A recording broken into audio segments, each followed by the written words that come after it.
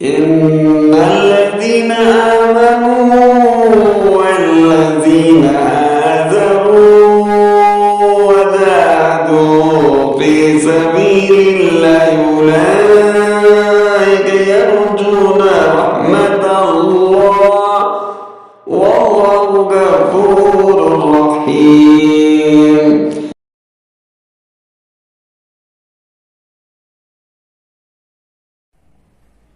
আরবি বর্ণমালায় 28টি অক্ষর। সর্বপ্রথম অক্ষরটি হলো আলিফ। আজ আমরা আলিফ নিয়ে আলোচনা করব। আলিফের সঠিক উচ্চারণ সহিতভাবে শিখব।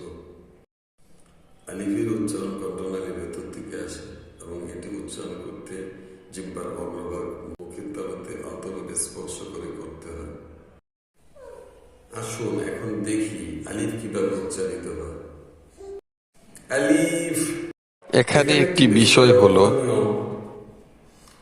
যে আলিফ উচ্চারণ করতে দুই ঠোঁটের ভিজা অংশেরও কিছু কার্যকারিতা রয়েছে। আলিফ আলিফ